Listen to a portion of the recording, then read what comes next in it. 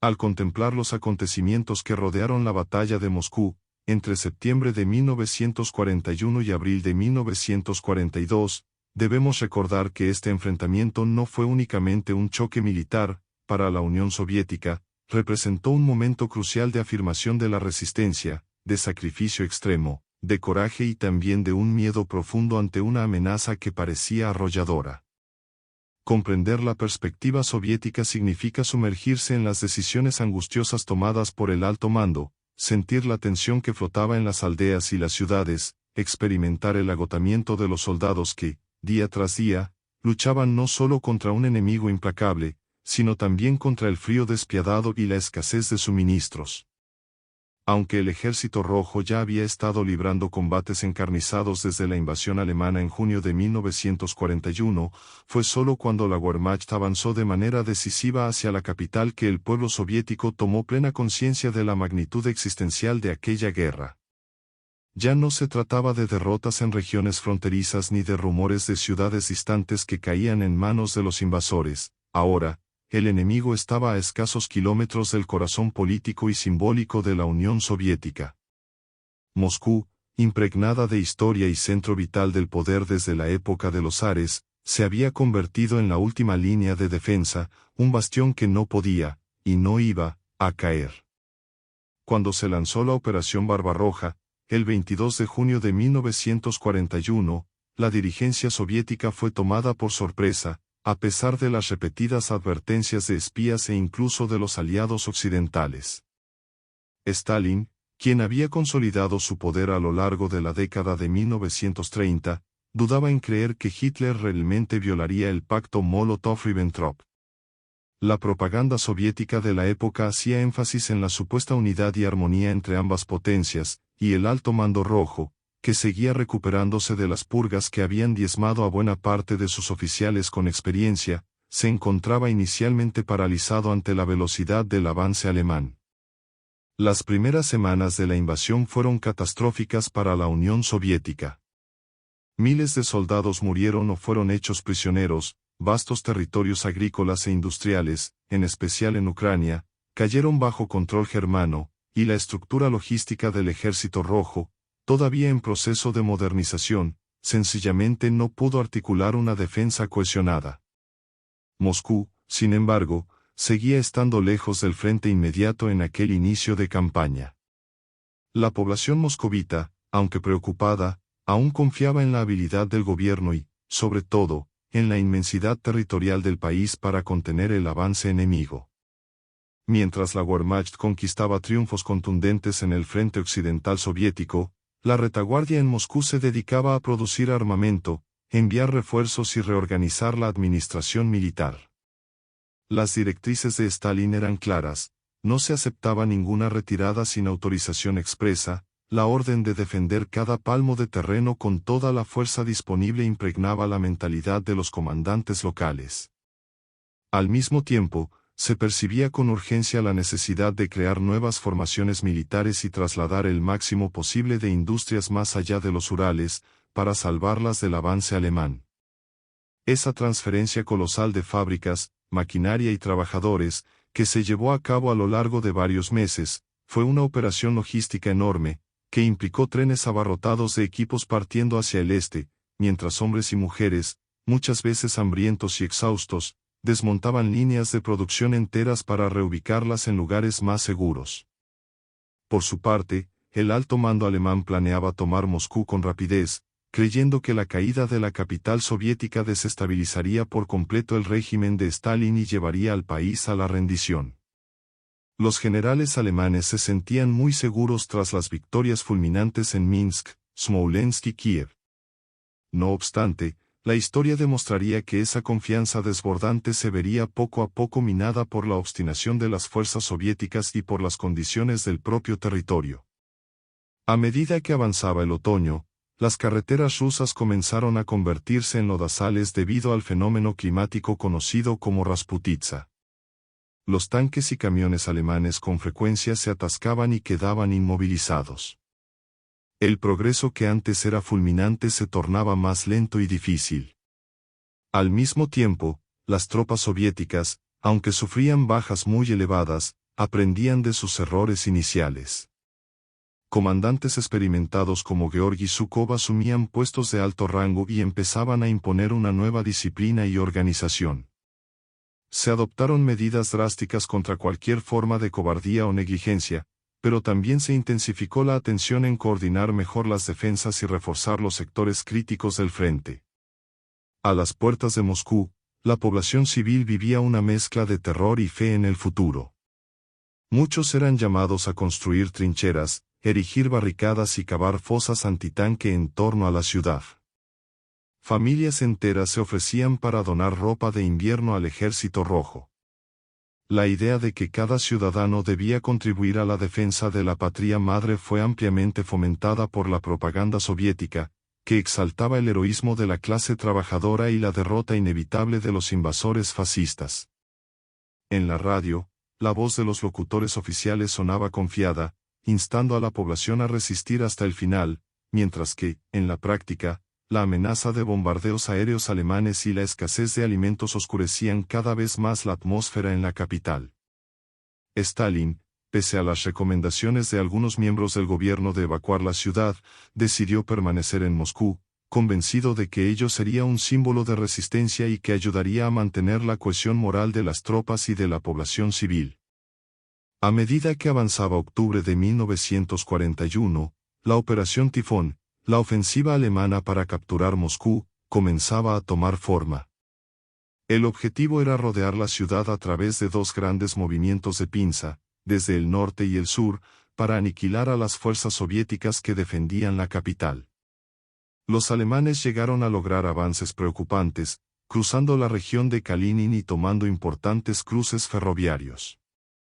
Las divisiones soviéticas, en muchos casos improvisadas y mal equipadas, combatían desesperadamente para ralentizar el avance enemigo mientras el mando supremo soviético organizaba reservas y planificaba contraataques puntuales para ganar tiempo. A esas alturas, Stalin ya había otorgado amplios poderes a Zhukov para liderar la defensa de Moscú, y el general se mostraba implacable tanto con el liderazgo militar como en la forma de preparar cada sector del frente.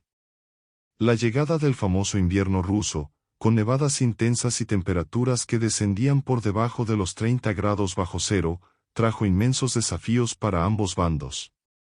Para el Ejército Rojo, que conocía mejor el clima y que poco a poco comenzó a recibir prendas de invierno adecuadas, recolectadas apresuradamente en todo el país, la nieve profunda y el hielo se convirtieron a la vez en un reto y en un aliado. Los soldados soviéticos, aunque sufrían considerablemente, solían estar más preparados para enfrentarse al frío, gracias a pequeñas hogueras, trincheras y refugios improvisados. Para las fuerzas alemanas, que imaginaban una victoria rápida antes de la crudeza del invierno, la carencia de suministros y de uniformes de abrigo resultó desastrosa. Los motores se congelaban, muchos soldados sufrían de congelaciones en pies y manos, y la dirigencia alemana dudaba en ceder o retroceder, empeñándose en seguir avanzando a toda costa sobre Moscú. A medida que las condiciones climáticas se deterioraban, la producción industrial de las fábricas soviéticas que habían sido transferidas hacia el este comenzaba a dar señales de recuperación. Nuevos tanques T-34 y cañones emergían de las líneas de montaje, al igual que nuevos cargamentos de fusiles y municiones. La moral, muy afectada por los reveses iniciales, se fortalecía al percatarse de que la tan temida Blitzkrieg nazi ya no era invencible. La dirigencia soviética trabajaba con frenesí para recomponer unidades, trasladando al frente de Moscú divisiones provenientes de otras zonas del país, sobre todo las que estaban estacionadas en el lejano oriente, tropas entrenadas y equipadas para afrontar condiciones muy severas. Siempre existía el riesgo de un ataque japonés en Manchuria, pero la inteligencia soviética ya había indicado que Japón no planeaba un ataque inmediato a la URSS, por tanto, fue posible enviar aquellas unidades siberianas de gran experiencia al frente occidental, donde desempeñarían un papel fundamental en la defensa y en la posterior contraofensiva en los alrededores de Moscú. Con las primeras nevadas de finales de octubre y principios de noviembre, los combates se intensificaron. La artillería alemana bombardeaba posiciones defensivas mientras los panzers intentaban desplazarse por caminos cada vez más cenagosos o cubiertos de nieve. En ciertos tramos, las tropas de la Wehrmacht avanzaban unos kilómetros, solo para toparse con una resistencia feroz en pueblos y bosques. Del lado soviético, la moral se reforzaba con la convicción de que, si Moscú aguantaba, la guerra podría tomar un rumbo diferente. El esfuerzo de la propaganda mostraba imágenes de obreros, campesinos y soldados unidos en un mismo propósito sagrado de defender la patria madre, y eso tenía un impacto real en el grado de compromiso de la población con la causa. El momento crítico llegó a finales de noviembre, cuando las fuerzas alemanas se situaban a escasas decenas de kilómetros del Kremlin. Ya se escuchaba, en las afueras de Moscú, el estruendo de los cañones enemigos. Ciudades cercanas como Klin, Solnechnogorsk e Istra estaban sometidas a ataques constantes, y el mando soviético luchaba a contrarreloj para reforzar las líneas de defensa. Dentro de la propia capital, las sirenas resonaban con frecuencia, alertando de bombardeos aéreos. Pese a todo, el metro de Moscú continuaba funcionando, sirviendo como refugio para los civiles y como vía de transporte para las tropas entre distintos puntos de la ciudad. Es destacable cómo, en ese momento, la imagen del Ejército Rojo sustentaba el ánimo popular, aunque las pérdidas eran terribles, se percibía que cada día ganado en la defensa acercaba más al enemigo a su punto de agotamiento. A comienzos de diciembre, tras repetidos intentos alemanes de romper la última línea defensiva, el alto mando soviético se percató de que la Wehrmacht había llegado al límite de sus capacidades ofensivas en torno a Moscú. Fue entonces cuando, el 5 de diciembre de 1941, comenzó la contraofensiva soviética de invierno, encabezada principalmente por las divisiones siberianas recién llegadas.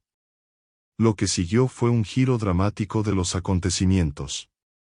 Los alemanes, que hasta ese momento habían dominado la narrativa de las victorias, de pronto se vieron acorralados, afrontando ataques coordinados en múltiples frentes, con tropas descansadas y bien preparadas para el rigor del invierno.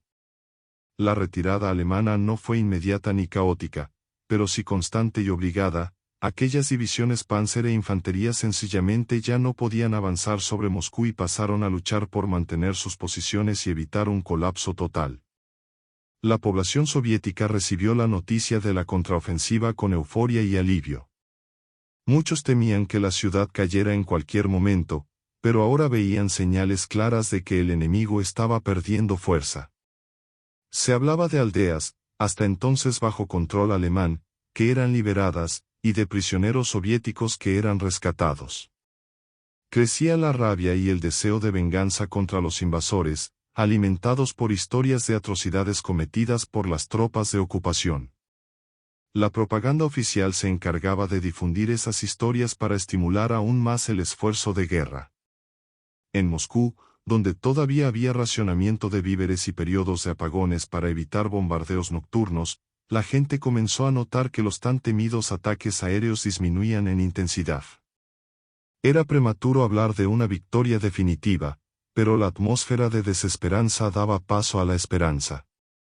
En los campos de los alrededores de la ciudad, el panorama era de devastación, casas destruidas, caminos repletos de restos de vehículos, cadáveres congelados en la nieve y bosques enteros incendiados por bombardeos. Los soldados soviéticos avanzaban con cautela, empujando a las fuerzas alemanas hacia el oeste y aprovechando cada colina, cada franja de árboles, para asegurar su posición defensiva. Zhukov, al mando, se mostraba incansable, exigiendo eficiencia y castigando con dureza cualquier signo de debilidad. La disciplina en el Ejército Rojo iba acompañada de temor, pues desertar o retroceder sin órdenes podía implicar un tribunal militar sumario. Al mismo tiempo, sin embargo, los soldados sentían un orgullo creciente por participar en ese vuelco histórico. El enemigo que muchos consideraban invencible estaba siendo al fin rechazado. Durante todo diciembre y principios de enero de 1942, se libraron encarnizados combates en torno a Moscú. Las temperaturas extremas ponían en peligro la supervivencia de ambos ejércitos. Los alemanes sufrían enormemente, pues seguían sin contar con suministros adecuados y sus líneas de comunicación estaban sobreextendidas. La Unión Soviética, que seguía enfrentando enormes bajas y dificultades para alimentar a tropas y civiles, invertía todo lo posible en la contraofensiva, convencida de que aquel momento era decisivo para cambiar el rumbo de la guerra. De este contexto surgió el famoso lema, ni un paso atrás, aunque la orden oficial con ese mismo espíritu solo se formalizaría en 1942. En la práctica, la mentalidad ya estaba arraigada, cada kilómetro de retroceso representaba una pérdida inaceptable para la moral y la supervivencia de la nación. Impulsadas por esa tenacidad, las tropas alemanas se vieron obligadas a replegarse entre 100 y 250 kilómetros de algunas de sus posiciones avanzadas al noroeste y suroeste de Moscú. Este retroceso no implicaba un colapso total del grupo de ejército centro, pero sí fue el primer revés estratégico de gran escala que sufría la Wehrmacht desde el inicio de la guerra en el frente oriental. Para la Unión Soviética, este hecho fue un punto de inflexión. Pese a que el conflicto estaba lejos de terminar y que aún se librarían batallas sangrientas, como Stalingrado o Kursk, el hecho de que Moscú hubiera resistido y logrado rechazar al enemigo rompía para siempre el mito de la invencibilidad nazi. Desde ese momento se consolidaba la certeza de que el Ejército Rojo no solo era capaz de resistir, sino también de pasar a la ofensiva y, a la larga, liberar la totalidad del territorio soviético. La vida en Moscú durante ese giro siguió siendo dura, pero se iluminaba con una nueva sensación de resistencia victoriosa. Las colas para conseguir pan seguían siendo interminables y, a menudo, las amas de casa esperaban horas al frío para hacerse con un trozo de pan escaso. La carne, los huevos y otros alimentos básicos estaban racionados.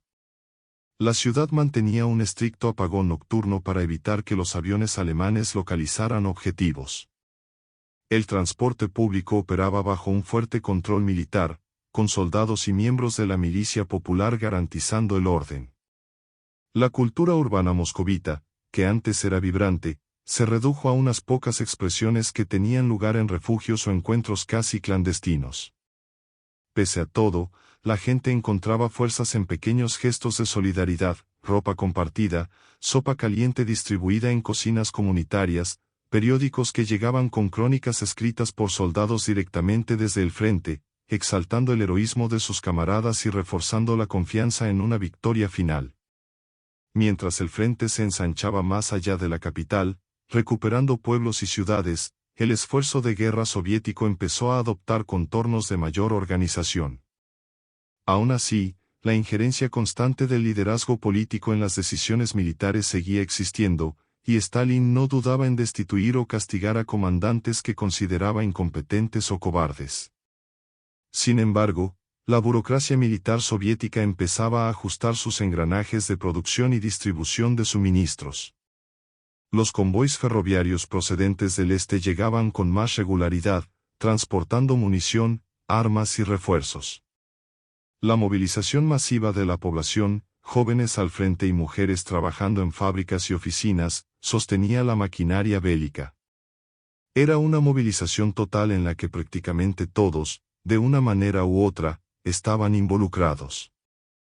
En el frente, cada soldado soviético cargaba no solo con el armamento, sino con la memoria de las penalidades que su pueblo había padecido en los últimos meses. Corrían relatos de brutalidades cometidas por los alemanes en los territorios ocupados, como ejecuciones sumarias y saqueos, lo que alimentaba un odio profundo y ansias de venganza. La retórica oficial reforzaba la idea de guerra patriótica, que trascendía la lucha ideológica por el comunismo, era la defensa de una tierra milenaria contra un invasor despiadado que no mostraba respeto por las vidas soviéticas. Para el soldado común, aquello justificaba sacrificios inauditos y endurecía el ánimo contra cualquier tipo de piedad hacia el enemigo. Muchos combatientes eran campesinos jóvenes de aldeas remotas que apenas comprendían las complejidades políticas, pero que tenían muy claro que su país y sus familias corrían peligro de destrucción total. Las condiciones de batalla resultaban brutalmente agotadoras, noches en refugios helados, incesantes bombardeos de artillería, el miedo constante a un bombardeo aéreo o al ataque de panzers. En los relatos de veteranos soviéticos, se menciona que incluso las comidas más sencillas, como un trozo de pan duro o un poco de sopa aguada, eran acogidas con gratitud tras horas o días sin probar bocado. El tabaco, cuando se conseguía, pasaba de mano en forma de cigarrillos flojos y mal liados que ofrecían más un alivio psicológico que un verdadero placer. La camaradería en las trincheras era lo que mantenía la moral, pues cada soldado se veía reflejado en el otro, ambos resistían, ambos se enfrentaban a la muerte, ambos luchaban para salvar a sus familias, sus hogares y su patria. A nivel de mando, la coordinación entre diferentes frentes fue mejorando. Aunque la centralización siguió siendo grande, con Stalin dando órdenes directas en muchos casos, la experiencia de comandantes como Zhukov y otros generales permitió un mejor uso de tácticas defensivas y ofensivas adecuadas al entorno ruso y a la naturaleza móvil del enfrentamiento. Con la retirada alemana y la consolidación de posiciones más estables en torno a Moscú, el Ejército Rojo tuvo la oportunidad de preparar una fase posterior de contraofensiva prolongada. Los ingenieros militares trabajaban en la reparación de carreteras y ferrocarriles, facilitando el desplazamiento de tropas y artillería. Las divisiones siberianas, cuyo papel fue clave en la defensa inmediata de la capital, siguieron activas, presionando al enemigo cada vez más lejos de las fronteras urbanas. El factor sorpresa que supuso el desempeño soviético durante aquel invierno se debió, en parte, a la subestimación alemana. Hitler y sus generales creían que la URSS se rendiría tras los golpes devastadores, tal como había sucedido con otros países europeos.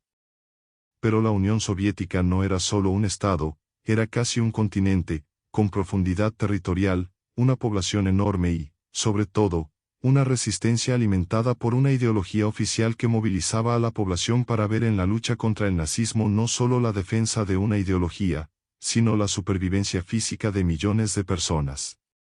La guerra, bajo esa perspectiva, adquiría el matiz de un choque entre dos mundos irreconciliables.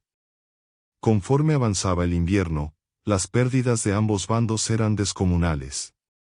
A posteriori, sabemos que las cifras de bajas fueron extremadamente altas, cientos de miles de soldados muertos, heridos o capturados. En la URSS, las familias recibían telegramas concisos que informaban de la muerte o desaparición de un ser querido, sin mayores detalles. El duelo se convirtió en una realidad cotidiana para millones de hogares. Paradójicamente, eso reforzaba también la determinación de luchar hasta el final. A medida que se conocían más historias de atrocidades cometidas en las zonas ocupadas por los alemanes, crecía la furia y la convicción de que era preferible morir peleando antes que vivir bajo el yugo nazi.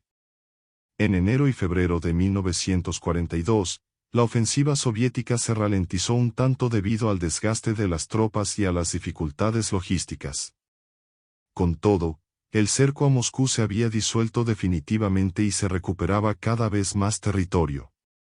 Los alemanes, por su parte, intentaron estabilizar sus líneas y prepararse para contraatacar en primavera. Sin embargo, estratégicamente, lo impensable ya había ocurrido. La Wehrmacht, que había atravesado Europa sin apenas resistencia, ahora se detenía y retrocedía parcialmente en el corazón de Rusia. Ese hecho repercutió con fuerza en la moral de los alemanes y en los planes de Hitler, quien, frustrado e indignado, pasó a tomar decisiones más irracionales, infravalorando y sustituyendo a varios de sus generales. Desde la perspectiva soviética, esa confusión en la cúpula enemiga era una ventaja, pues mostraba que el adversario tenía puntos de quiebre en su cadena de mando. Dentro de Moscú, las autoridades reorganizaban los servicios públicos, trataban de normalizar la distribución de alimentos y mantenían una vigilancia constante contra espías o saboteadores.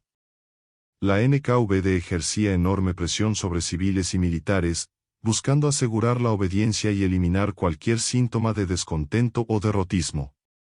Aunque la mayoría de la población estaba comprometida de forma voluntaria en la lucha, siempre existía el temor de ser acusado de traición o espionaje en caso de manifestar dudas acerca de la capacidad de obtener la victoria. El ambiente era, por tanto, de exaltación patriótica, pero también de vigilancia implacable.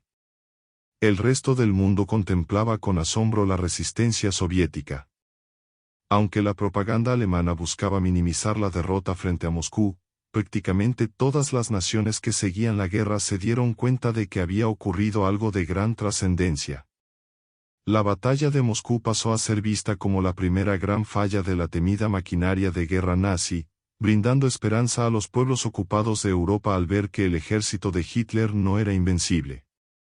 Además, fortaleció la determinación de potencias como el Reino Unido y, más tarde, Estados Unidos, que acababa de entrar en la contienda tras el ataque a Pearl Harbor, en diciembre de 1941, de apoyar a la Unión Soviética con préstamos y suministros de material bélico, pues la resistencia en el este se convertía en un frente fundamental para contener la expansión alemana. Toda esta dinámica desembocó en una transformación del espíritu nacional soviético. La batalla por la capital se había ganado, al menos provisionalmente, y eso revitalizaba la confianza de los soldados y la población en la conducción de Stalin.